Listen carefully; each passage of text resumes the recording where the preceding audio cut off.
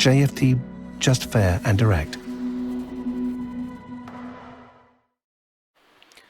Good morning everyone, and welcome to JFD's daily market review for July the 29th. I am Charalambos Pissouros, senior market analyst here at JFD, and I will talk about yesterday's main market movers, what's my opinion moving ahead, what are today's important events and how they could affect the markets. But before we start, let's read our disclaimer. The content we produce does not constitute investment advice or investment recommendation, should not be considered as such, and does not in any way constitute an invitation to acquire any financial instrument or product. I will leave you a few seconds to read the rest, and then we will jump into our analysis.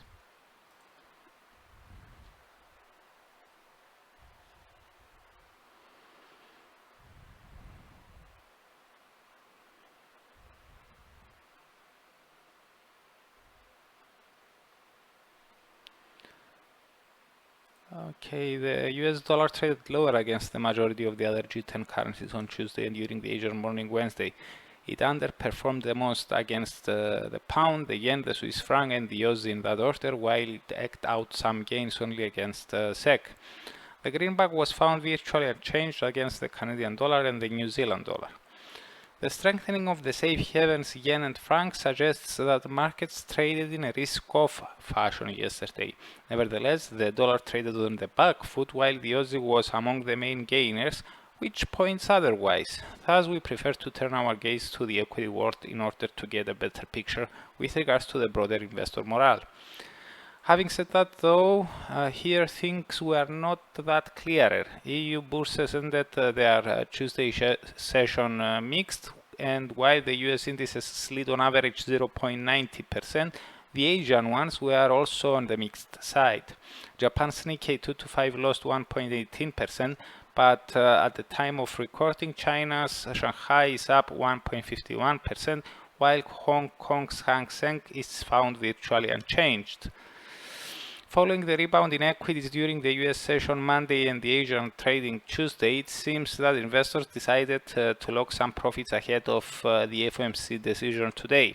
The fact that the US Congress has yet to find common ground on a new coronavirus aid bill may have also weighed somewhat on equities. Now, kicking off with the FOMC, at its latest meeting, the committee kept interest rates unchanged and noted that they will continue to increase purchases of bonds and mortgage-backed securities, at least at the current pace. Something suggesting that purchases can accelerate if deemed necessary. With regards to the dot plot, the median dots suggested that interest rates are likely to stay at the current level at least until 2022. We are not thinking about raising rates. We are not even thinking about raising rates, Fed Chair Powell characteristically said at the press conference following the decision. Since then, data were somewhat encouraging, with the unemployment rate declining for the second straight month in June, the NFPs revealing record gains, and the ISM PMIs for the month returning into expansionary territory. However, with the virus still spreading fast in the US, several states have halted or reversed their reopening, which could dampen the economic recovery and raise speculation over more stimulus. Thus, although policymakers are not expected to act this time around, investors may look for hints as to how ready they are to act again if the situation continues to worsen. In other words, it would be interesting to see whether they will maintain the at least at the current pace wording and whether they will strengthen it. On top of that, market chatter suggests that Chair Powell may be asked whether members have discussed the possibility of a yield curve control. So a dovish message including a stronger guidance that more stimulus could be proposed soon and an open door to yield curve control may allow equities to rebound again, as this would mean that the Fed will battle the pandemic and try to prevent another economic downturn by all means necessary. As far as the dollar is concerned, due to its safe haven status, it may come under selling interest in such a case, especially against risk-linked currencies like the Aussie and the Kiwi, as well as against the euro, which has been on a rally mode recently due to the agreement between EU leaders last Tuesday on a coronavirus rescue fund. That said, for any potential rebound to be sustained, members of the US Congress may need to find common ground on a new coronavirus aid bill before Friday, when the enhanced unemployment benefits expire.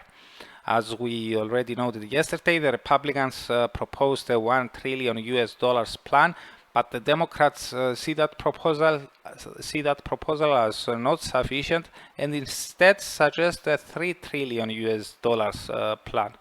In our view, for equities to stay supported, any agreed plan has to be as close as possible to Democrats' proposal. Anything near the $1 trillion or even lower may come as a disappointment. Republicans' plan is not considered insufficient only by Democrats, but also by many market participants. Now, as for the rest of today's events, apart from the FOMC decision, the only other events on the calendar worth mentioning are the US pending home sales for June and the Energy Information Administration weekly report on crude oil inventories for last week. Pending home sales are forecast to have slowed to 15% month-over-month from 44.3, which is still a strong reading compared to the ones we were getting in the pre-coronavirus era. With regards to the Energy Information Administration report, expectations are for a 0.267 million inventory slide after a 1.073 million built the week before. However, bearing in mind that the American Petroleum Institute report revealed a 6.829 million slide, we would consider the risks surrounding the EIA forecast as tilted to the downside. As for tonight, during the Asian morning Thursday, we have New Zealand's ANZ Business Confidence Index for July, but no forecast is currently available. So that's it from me. Thank you very much for watching and listening. For those who are interested in learning about the main events of the week much earlier, you can subscribe to the Weekly Market Outlook webinar, which I'm holding every Monday at 7 o'clock AM GMT time. You can find the link in the description below. So goodbye, have a great day, and I'm looking forward to seeing you here again tomorrow.